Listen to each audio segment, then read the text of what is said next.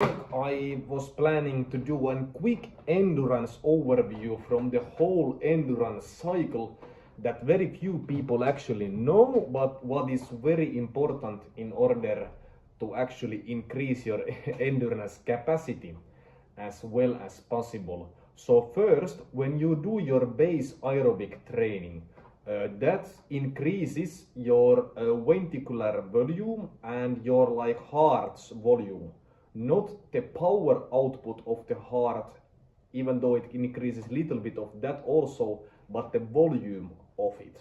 Also, your capillary density increases with base training, and your mitochondrial density. Little bit of quality, but mostly mitochondrial density. When you do your threshold training, so the speed you can go a maximum of 60 minutes. If you do over 60 minutes, it's not threshold training. If you get tired in 30 minutes, it's definitely too fast. So it's something in between.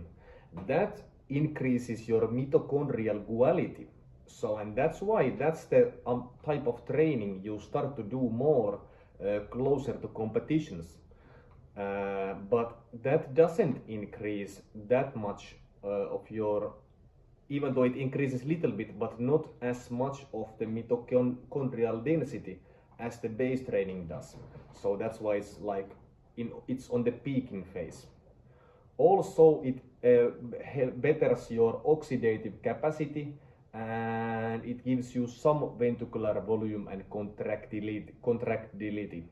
And when we go to VO2 max training, or the maximum aerobic power training, which is 4 minutes times 4 in 90 to 95% of heart rate, so horrible training, that increase your stroke volume, the stroke volume of the heart, so the power your heart uses. So with base training, we increased the volume of the heart, and with this training, we put the volume in good use and increase the output. And again, it's first important to increase the volume, and also a couple other things. And then when it comes to statodynamic training, which is interesting kind of training that not many people do. Mostly, actually, I think mostly Russians do it, not many in the West.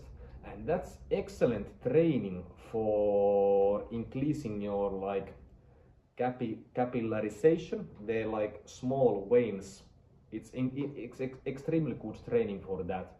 And it's because it gives you an excellent local hypoxic stimulus, which is the main driver, or one of the most important drivers increasing your capillarization.